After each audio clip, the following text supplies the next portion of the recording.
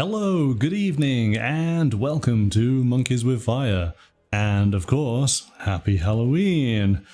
Good evening, Mystical, welcome, thanks for joining us tonight. So, we are going to explore a horror-themed RPG this evening. We are going to be venturing into the old Gods of Appalachia, the role-playing game from Monte Cook Games. I am very, very excited about sharing this game with you this evening. I have been listening to the podcast that it is based upon, thoroughly enjoying myself. So this is the perfect game for us to discuss tonight. Mystical, are you all set and ready?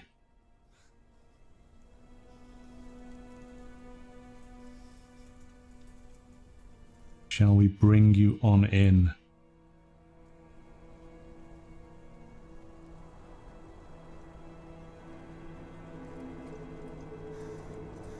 Oh no! Have the old gods got you already? Will they not allow us to talk about this? You had it on mute. Okay, let's bring you in. Good evening. It's been a day already, okay? Oh my god.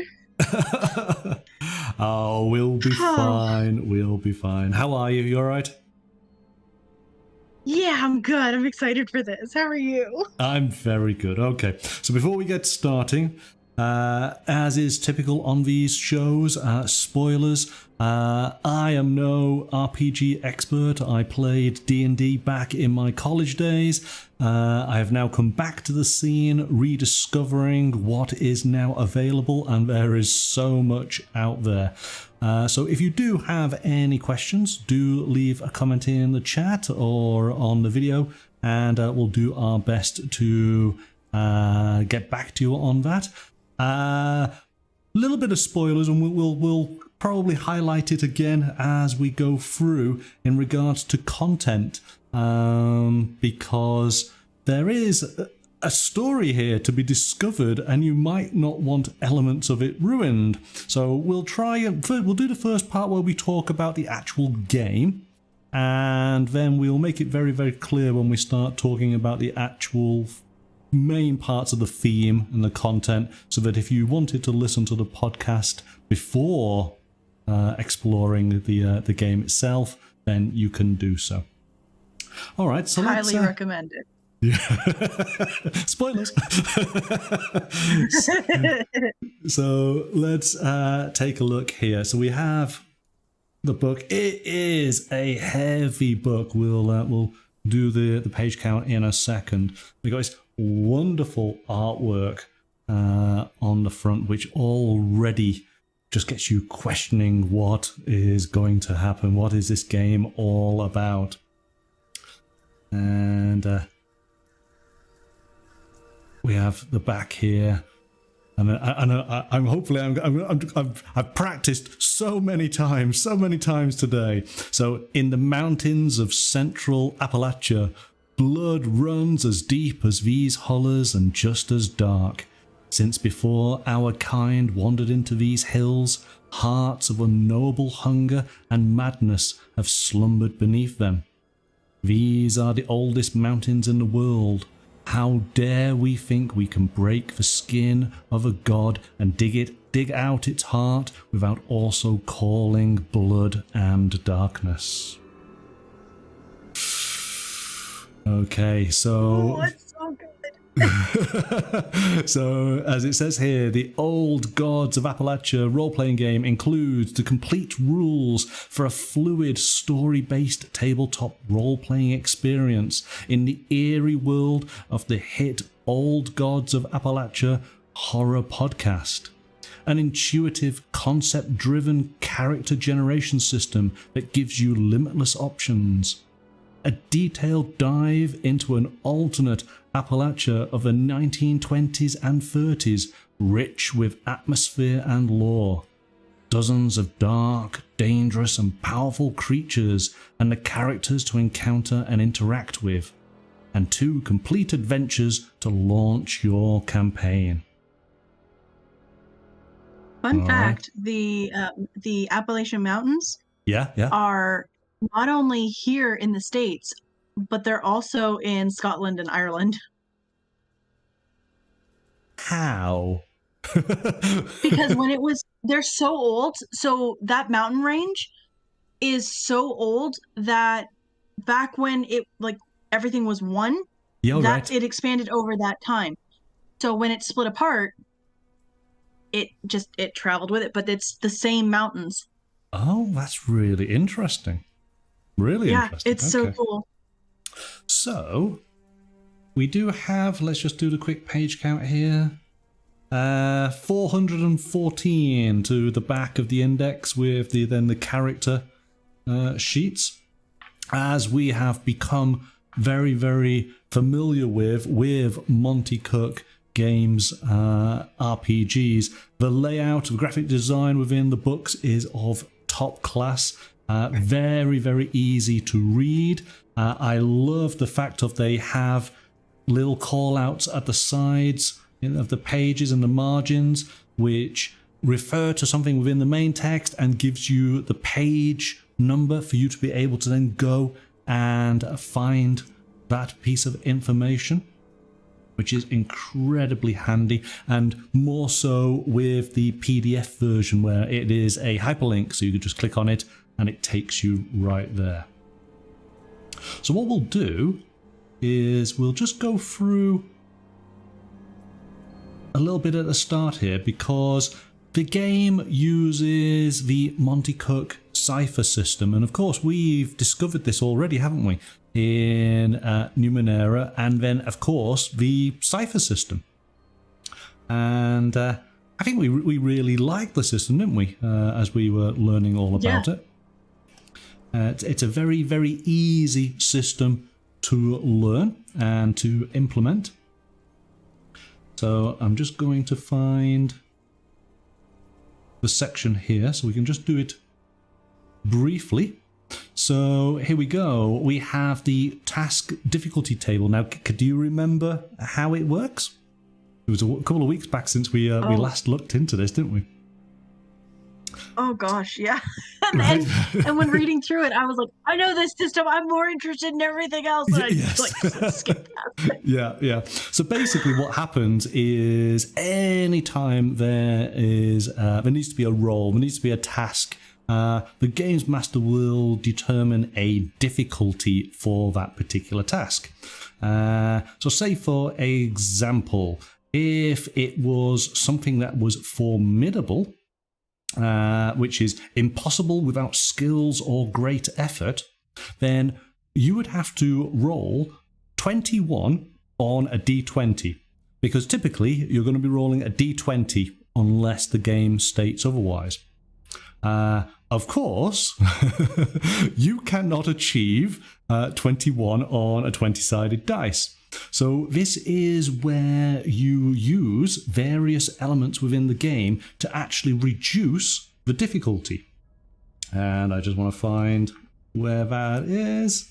I think it's right at the start, isn't it? Because it's such a simple concept. Here we go. So, character skills. So here we go. Each difficulty has a target number. We consult the task difficulty table. So character skills, favourable circumstances, or excellent equipment can decrease the difficulty of a task. For example, if a character is trained in climbing, they can turn a difficulty 6 climb into a difficulty 5 because they have that skill. Then if they, for example, they had some rope with them or proper climbing equipment, then that would reduce it down another step. So it's gone from 5 now down to 4. And in fact, if they are specialized in the skill, they can reduce it down a step as well. And they can apply effort, which then can reduce it even further. So what was originally a formidable task difficulty might be reduced down to just difficult. which we need a target number of 12 or more. Typically, trained people have a 50-50 chance of success. So I thought this was a really, really great system, and that just works across everything, doesn't it? Any interaction, anything where the games master says, okay, we're going to have to roll for this. You then use whatever equipment, whatever skills, whatever training you might have, your character might have, to be able to reduce the difficulty level. And hopefully get it then within a manageable roll. And then the other thing that is important about the Cypher system is actually ciphers and artifacts. And these are essentially, so here you go, ciphers are single-use items. They're often handcrafted items such as witch jars, poppets and special foods. They might allow you to gain extra strength or become temporarily invisible. So characters will find new ciphers frequently in the course of play. So players should not hesitate in using their cipher abilities. So these are just quick bonuses, aren't they? Whereas your artifacts are powerful items that have multiple uses. An artifact might be a bone-handled knife that aids in combat, an ancient walking stick that offers special insight, or a piece of clothing specially crafted to provide additional protection. And that's basically it, isn't it? The game, as you can see here, is just a small section, this chapter 2, where it basically just goes through, these are the main elements to the game, and once you've gone through these couple of pages, you have a good idea then of how the game plays. It is then all about creating your character and then learning all about the world of the old gods of Appalachia. Which, of course, the first thing that I found, which was incredibly handy. Where is it? What if you don't know anything about Appalachia? And it's how to pronounce it. And I thought, this is brilliant. This is a game made for me. They knew. They knew. They did indeed. So here you go. The first thing to know is how to pronounce it. It's Appalachia, like throwing an apple at you.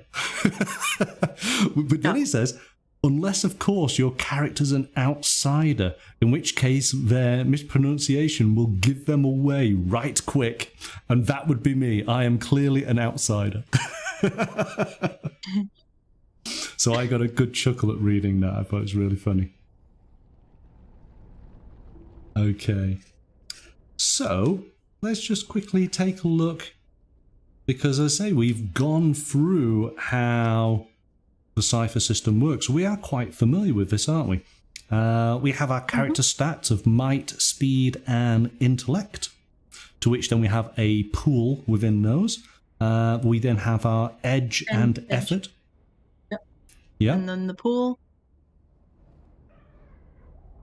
Yep, so, and these we will get to find out what our actual values are depending on which type of character. So, as it says here, creating your character in 5 easy steps. So choose from one of the 4 types. Then follow the instructions providing you're gaining for your stats, abilities, equipment, and ciphers.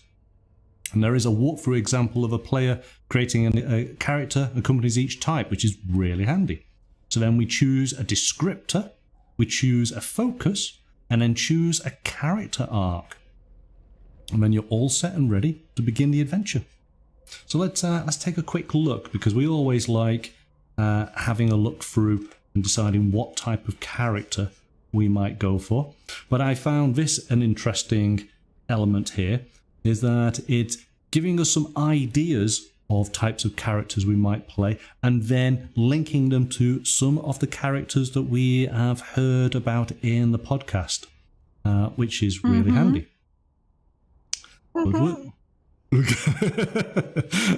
Then we have some of the skills. Got to be careful. We have to put up our spoiler warning at some point before we go into the podcast, because oh yes. So we have a list of skills which are appropriate to the setting. So then character types. And I'm going to have a think what type of character you would go for, given what I know. We have the Protector. So everybody wants you by their side when the going gets tough. And it gives a suggestion. And I always like this. Here's a bit of a description. Identity suggestions, individual role, group role, societal role, and then going on to what the advanced protectors, what they're able to do. And it's saying here the protector might be a bodyguard or a butcher, an engineer, a guard, a logger, prison guard, railroad worker, the sheriff, a shepherd, or a veteran. And as it said, the game itself starts in, let me just double check because I'm making sure I got it right, 1920s to 1930s. So it's actually slightly later than the first season of the podcast, isn't it? Yes. Yeah. Yeah. We'll talk about that later. We have some backgrounds which we can roll, or we could maybe create one ourselves. And then it goes through stat pool. So for the protector, the might would be 10, speed would be 10, intellect would be 8. And you get 6 additional points to divide amongst your stat pools however you wish. And we get all the information we need to create our protector character. It then gives us, we do have the abilities for a tier 1, but then as our character increases, we have 2nd tier abilities, 3rd tier, and 4th tier, all the way up to 5th and 6th. And then it gives a example, which I find is really handy when they do include a little bit of text to sort of show you how the designers might have created a particular character like that. It goes into a few details, which is really good. We then have... Especially when you're not familiar with that type of character. Yes. Because it's very real world, right? So... Yes. Well, this is it. This is it's definitely a different... Well, yeah, it's real world in an alternate type of way, isn't it? Yes. or at least we hope so. But it's not like you're not a wizard, you're not, a barbarian, you know what I mean? Like, you're not a cleric, like the classic things that people are used to. You're a prospector, you're a bodyguard, those are things that it's harder to get your mind around sometimes and think, okay, how is this going to work? Yeah, no, agreed. So we had the protector. We then have the sage. So many people think that you as a healer, but you're so much more than that. More than any other character type, you understand magic. Not just understand, you breathe it, you bleed it, you touch it, and it touches you. So it is identity suggestions, a doctor, a folk healer, a granny witch, a midwife, a nurse, a remedy man, a root doctor, a seer, a spellcatcher, a student, a witch, or a yarb doctor. What's a yarb doctor? It must be a name appropriate at that time, isn't it, I guess? So we have, and again, follows exactly the same format. We have our backgrounds, we have our first tier sage. It goes through the different tastes. This is something I really like. They have these little call-outs which have a little, a sort of a wireless, an old-fashioned wireless. And it basically gives a bit of a quote, and it tells us which season of the podcast, which episode, and the episode name. And this is something relevant to the section that you are looking at. And I thought that's really, really cool. Keeps the theme very much in the forefront. And again, it concludes then with an example of a sage. We have then the explorer. You're someone of action and physical ability, fearlessly facing the unknown. You prefer to be on the go, exploring strange and dangerous places. So this is a caver, or a boomer, a firefighter, a frontiersman, a hunter, librarian, a miner, a mountain ranger, publisher, a reporter, a scientist, a seeker, a teacher, a traveller, a wanderer, a writer. So a few examples. Again, follows all the same structure. And then finally, because there are 4 character types, you have the speaker. People say you've got a magic tongue, and it may be true. You are good with words and good with people. You talk your way past challenges and out of jams, and you get others to do what you want. So this could be an actor, company man, a foreman, a lawyer, a mayor, a musician, a pastor, a politician, preacher, a salesperson, a storyteller, a teacher, or a union boss. All right, so those are the 4 character types. Do you know which type you would be, Mystical? Oh, absolutely. Yep. Absolutely. All right, so I'm going to try and guess.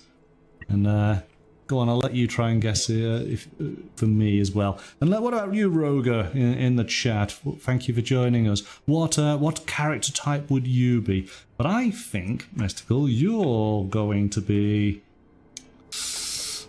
Ooh, I think you're going to be the sage. I think you probably would enjoy being some kind of witch, maybe. Or a midwife, or a granny. Exactly. Yeah, granny witch, maybe? A green witch, specifically. A green witch. Specifically, okay. All right. Roger, what are you going to be? You're talking about Indiana Jones and politicians. So what do you think I might have chosen? You're tricky, because you do like the explorer types, but I feel like in this game, the protector is what you would go for. I think there's more option under there that you would choose. Oh, that's interesting. That's really interesting. You're right, but yes, we've done enough now for you to kind of pick up the general character. Yeah. And an explorer would be my typical one, but for this game, speaker. I think this would be a fantastic character, and I like the idea. I'd like the idea of being a 1920s salesperson. You know, going sort of town to town in the back of, well, I mean, I suppose we get to a point where the game does include automobiles. So I'd like to have things to be sold in an automobile, in the back of my car, to which I get embroiled into whatever the mystery of the adventure is going to be.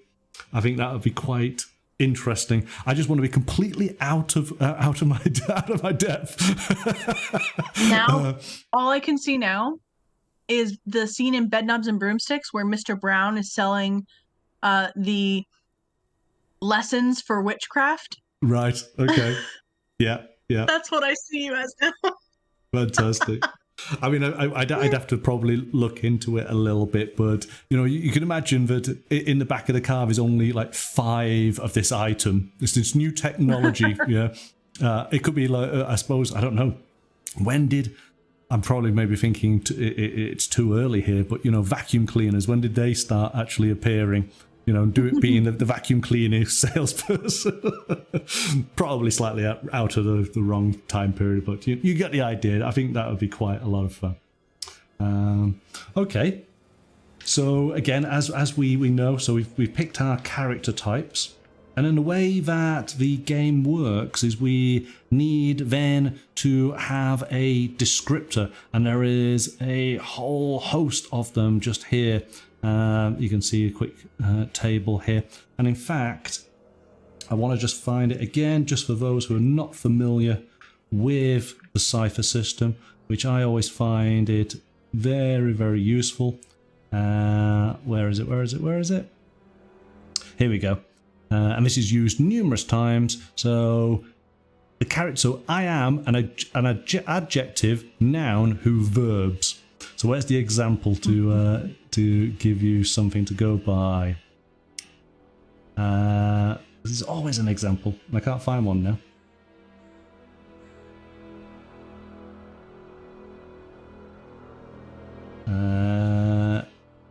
here we go. So to create your character, you build a simple statement that describes them. The statement takes the form of I am, yes, as an adjective, a noun, who verbs. So, for example, you may say, I am a creative healer, the sage, who makes a high, lonesome sound.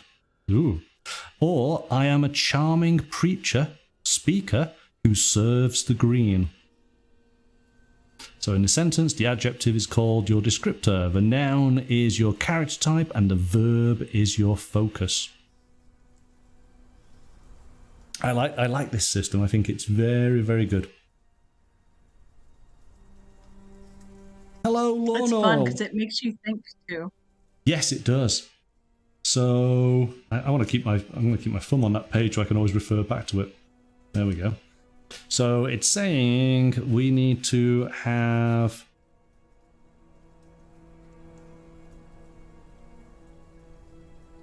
the noun. So it's the verb is the focus. We're doing the descriptors first, aren't we? So it is. Yeah. Where's the descriptor? It's the descriptors. The character descriptors of chapter 5. Yes. Here we go. And then there's a chart of them. So we got what? Beholden and charming and clever and clumsy and creative, oafish and rebellious and scrappy and honourable and sceptical, superstitious, foolish, vengeful. Yeah, definitely see some vengeful. Did you have a look at any that you would have as your green witch? What type of green witch would you be having? I was thinking superstitious was the one I would go with. Oh, okay. See, I could go for industrious. Industrious works. So here we go. You are hardworking and dedicated. Well. Is that my character? Does that look like an industrious salesperson? Maybe. I don't know. You might be first. So it goes through all the information. You're going to be superstitious. Let's take a look. You don't care if others believe. You believe, and that's enough. Yeah. Oh, here we go. And then Appalachia superstitions. Character is superstitious. They might believe in some of the following. Whenever you're drinking alcohol, pour a little on the ground to appease the spirits. A screech owl hooting at dusk means someone will die. If your nose itches, someone is coming. Okay. If you heard something, no you didn't. If you think you saw something, no you didn't. Rules to live by in Appalachia. Oh, where's that? Is that something separate? No, that is so people who live in proximity to Appalachia is if you're at night, if you hear something coming from the woods, no you didn't, mind your own business. Right. If you think you saw something, no you didn't, keep walking. Oh, that's just those are the rules of the forest. You did not hear anything, you did not see anything. Right, okay. The lore behind it is if you react to it, you then catch its attention. Yes. And then it zeroes in on you. All right. So I told you I was excited for this book. yeah. Okay. So we've got our descriptor. We then go on to our focus.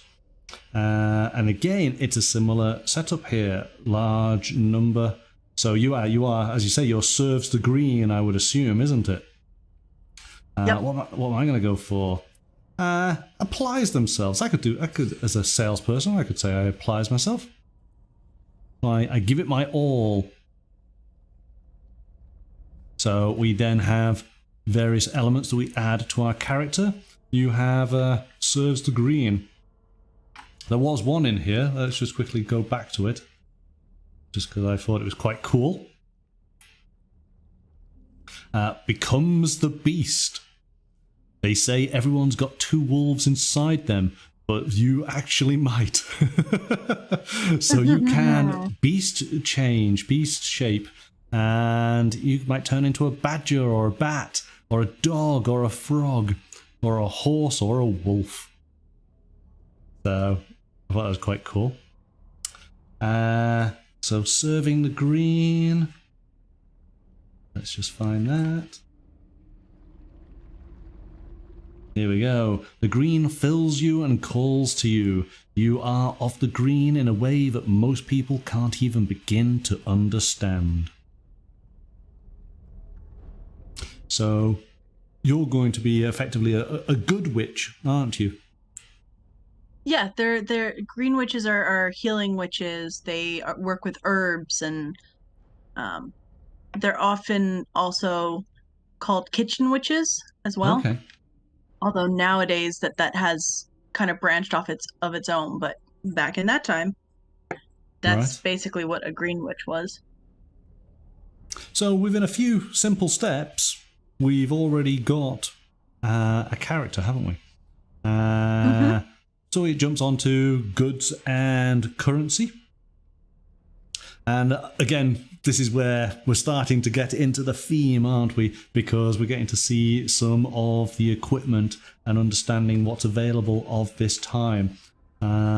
Which, of course, it's all going to seem very old maybe to some. It's very, very basic. We do have guns, but it's very simple revolvers and rifles. It's the 1920s, so it's just I suppose it's on the other side of the Second World War, isn't it? Really? Oh, sorry, First World War. Get it right, First World War. I was gonna say, that's a little far. Yeah. We're actually it's effectively just in between, isn't it? The two wars, yeah. This is the calm. Yes.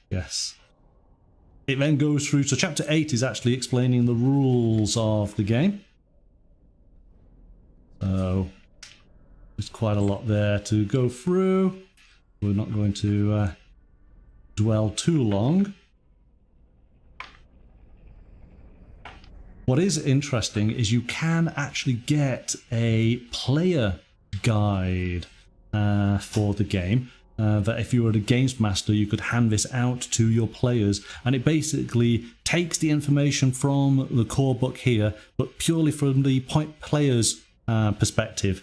I think it's a smallish sort of book, enough for players to be able to read quickly around the table in that sort of session 0. To which then they can go through, create their character, have a bit of an understanding of what the theme and the setting is of the old gods of Appalachia and the environment, and then get ready to play. So part 4 here, this is the bit that now I'm gonna put up the spoiler warning here. Okay. It does say in the book here, this chapter is good resource for both the GM and players as you begin to explore Appalachia and discover more about the people who call it home and their way of life.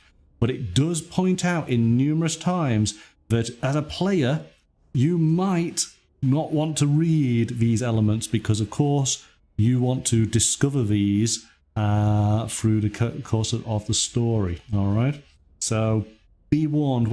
I'll dodge things, but we'll start talking about the podcast a little bit more now. As we go through. So, the podcast.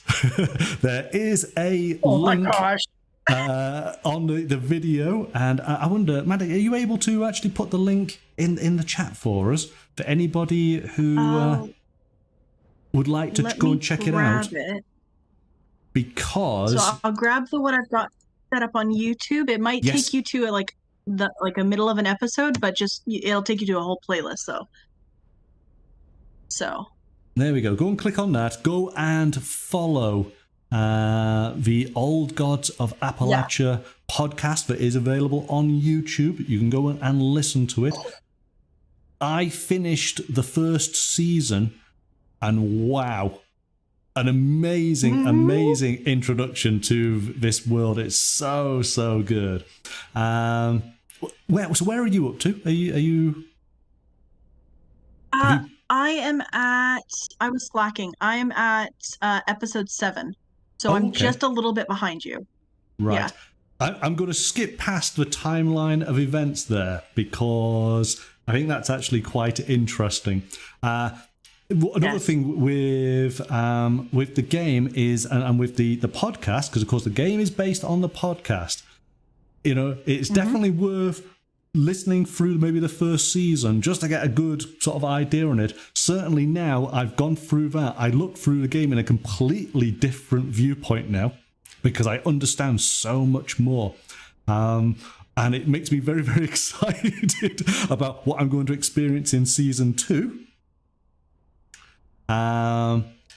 But also filled in some of the details so I understand what was actually happening in season 1. There is a wiki page for Old Gods, and that is very, very handy if you don't quite understand what some of the relationships or some of the things that have happened. Really, really good. But be aware that the wiki page gives you more information. They do put spoiler alerts in so that you can stop reading to a certain point. So be aware though that the wiki could possibly let you know information about future seasons that you haven't got to yet. But wow, the podcast has just been absolutely amazing. So Amanda, what without spoiling anything, and you're up to episode 7, what yeah, which is the start of the finale. Right, okay. I mean, what, because we don't want to ruin anything.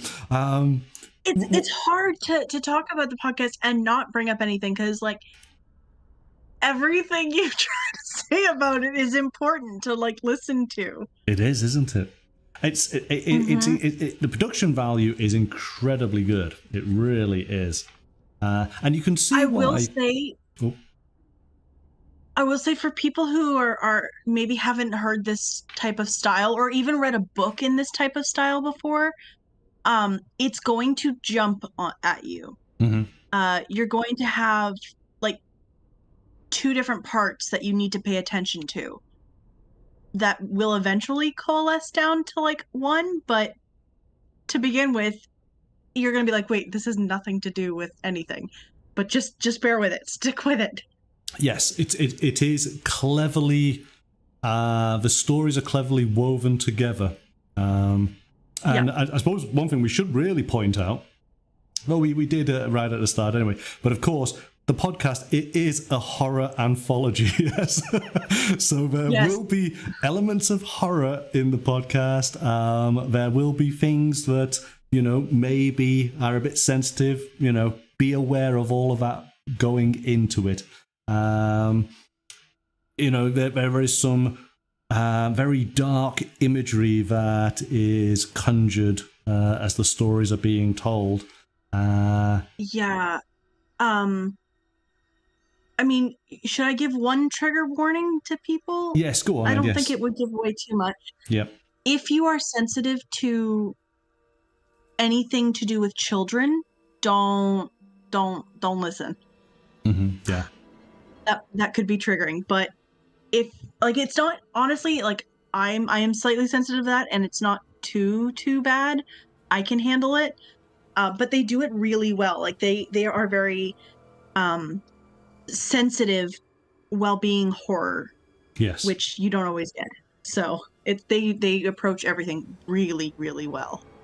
I actually enjoyed it a lot from the use of language throughout it. I thought there was some bits that made me laugh just because of the phrasing of words, which instantly it made me think that I was near enough a local that I understood what was going on, and that I thought it was really, really clever. But yeah, it's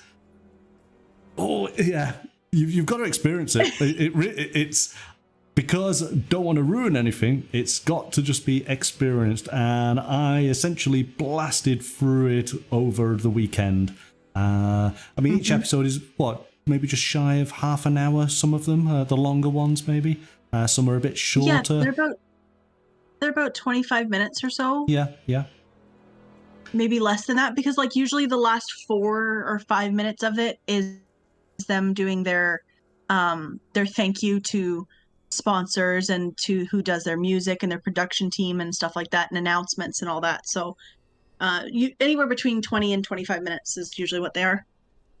And something that again, and I really like a game that encourages you to actually go and explore and discover more. And I hope I get this correct. We'll see.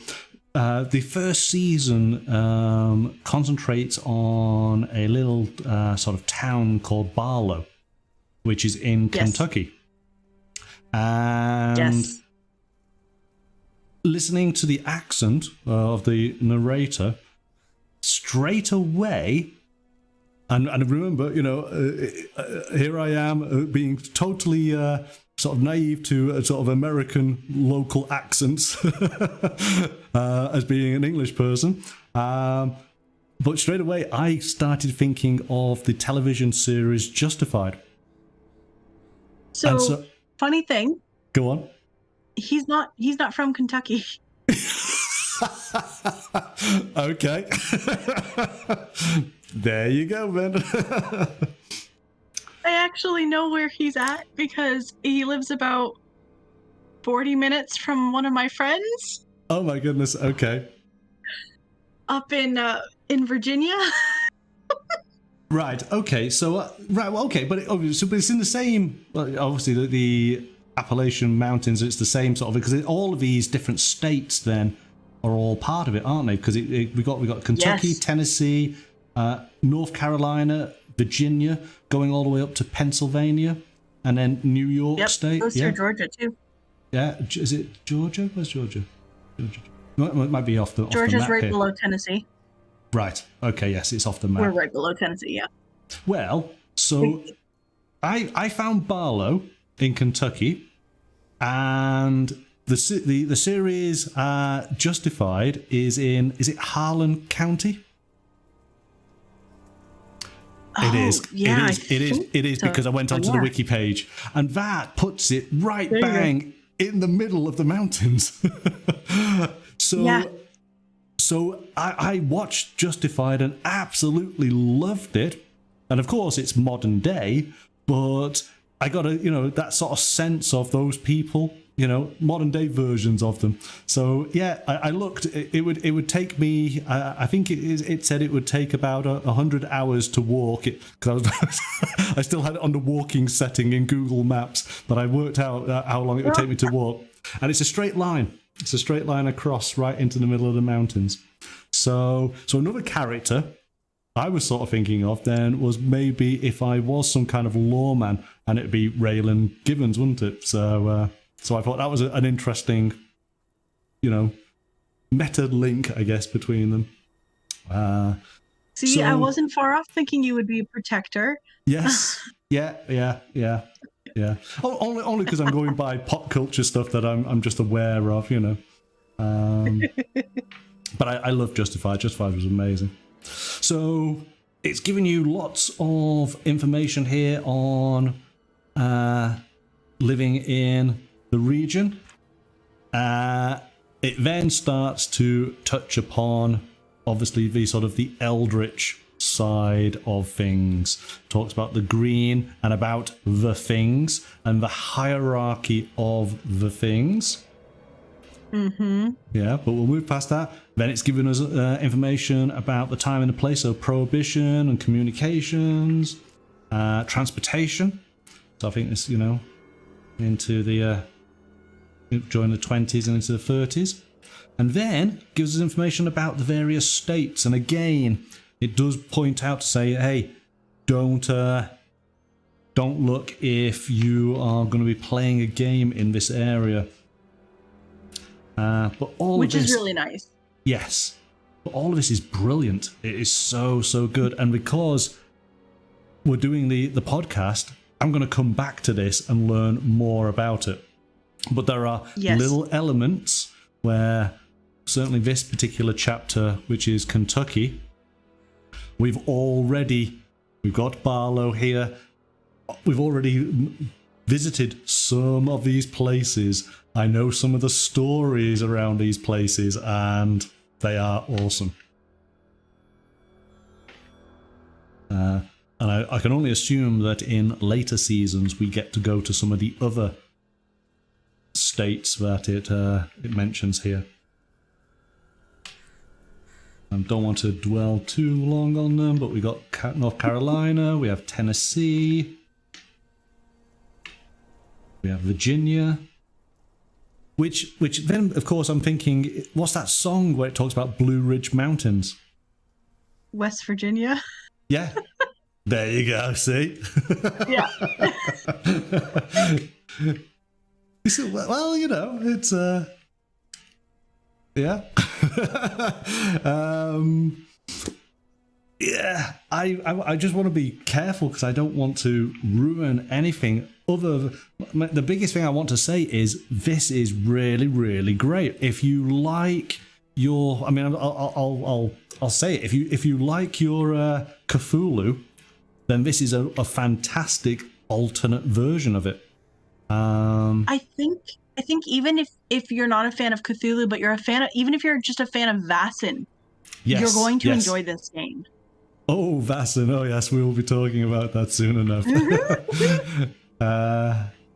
Yes. No, again, if you want to play some sort of horror game, but it's something that you've not explored before, if you want a brand new setting, this is it. Mm-hmm. And the great thing about it is that because you've got this podcast, and this podcast is active, it is producing content, you can go and learn about it as you're playing and learning the game as well. And I think that's a great companion. And I can understand now why games publishers are actually looking at podcasts out there, because effectively, their stories, they're being told sometimes in a role play style. I mean, the first season is one narrator, but I believe in the later seasons we actually get a bit of a cast coming together. So it's kind of a role playing game in that essence, isn't it? Well, and even in season 1, we do have a couple different female narrators who jump in as well with him. That's true. Yes. Yeah. And they do live shows as well still. Yes. It's oh.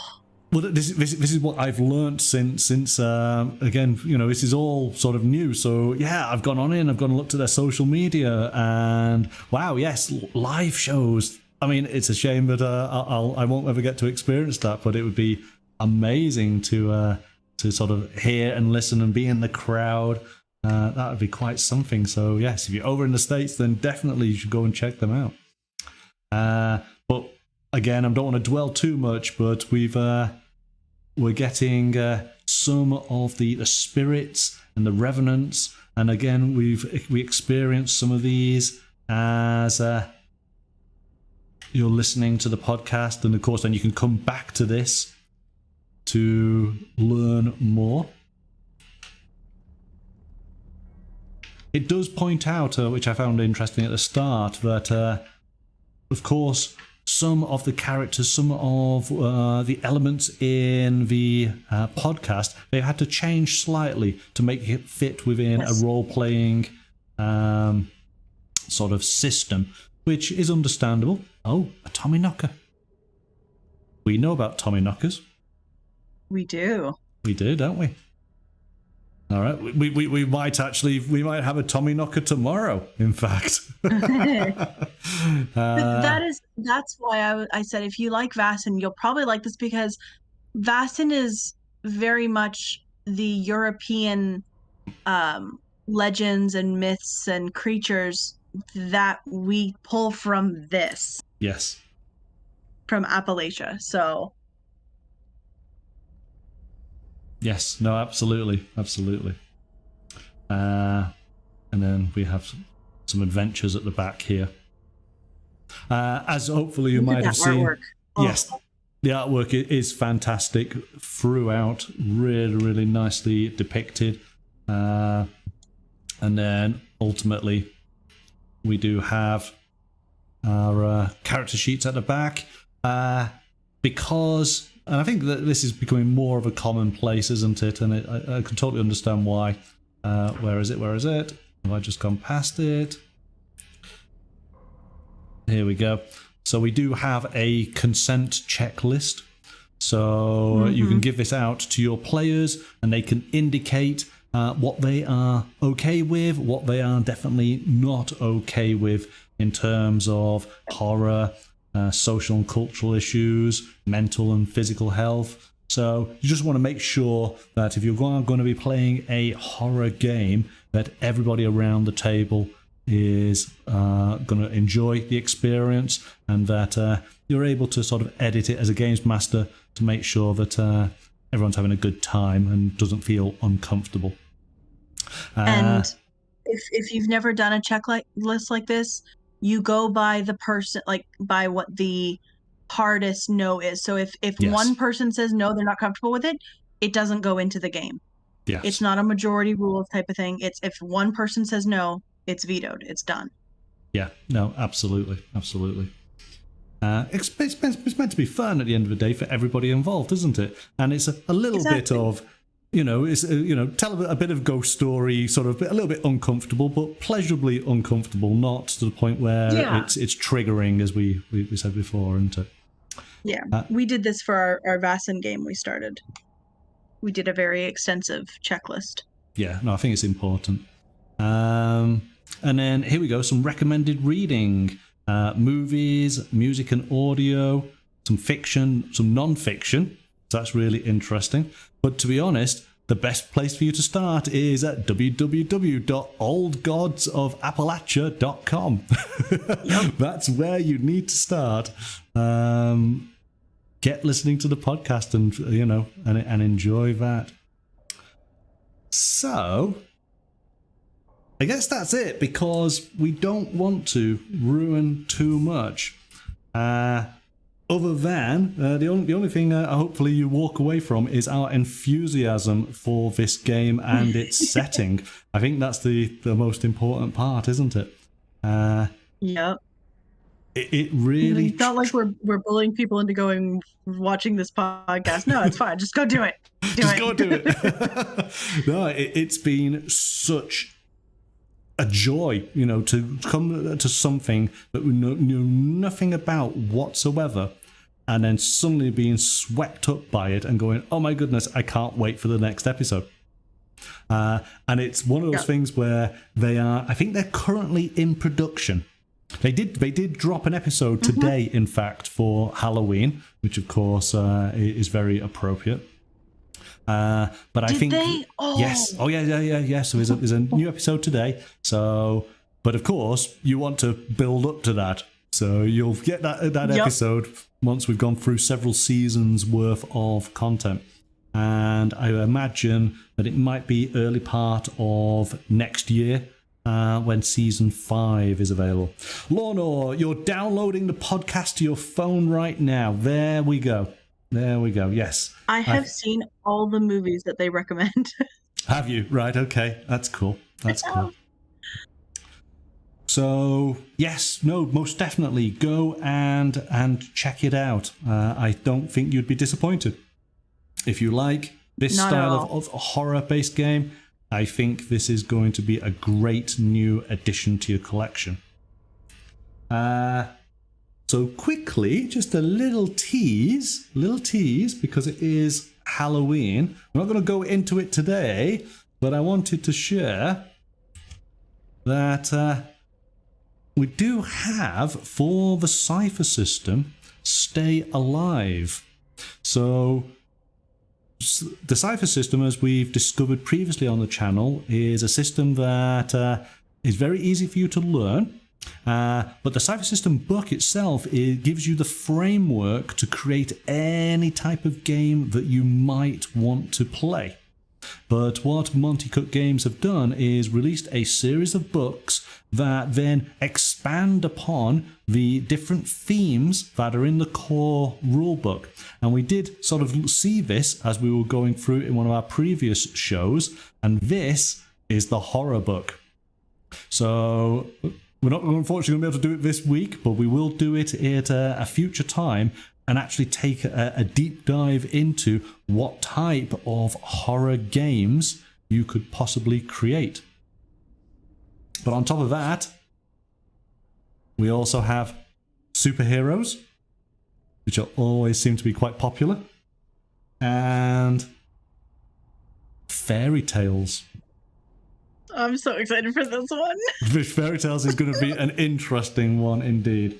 And then this is the final one, which is expanded worlds. This, I think it does apocalypse settings. What else does it do? What else? So it does a little bit of everything. A post-apocalyptic, mythology, fairy tale, childhood adventures, historical, crime and espionage, and then hard science fiction. So there's a whole load of guides in there. All right. So these are additional books that we'll be taking a look at in the weeks to come from Monte Cook Games. So do tune in for those. Right. I think that's probably about it then, isn't it? I think so. Watch the podcast. Yes. Listen to it. Yes. Go and listen to the podcast right now. Tomorrow evening, we are going to be doing another sort of special show, and hopefully some of you guys have already taken advantage of this.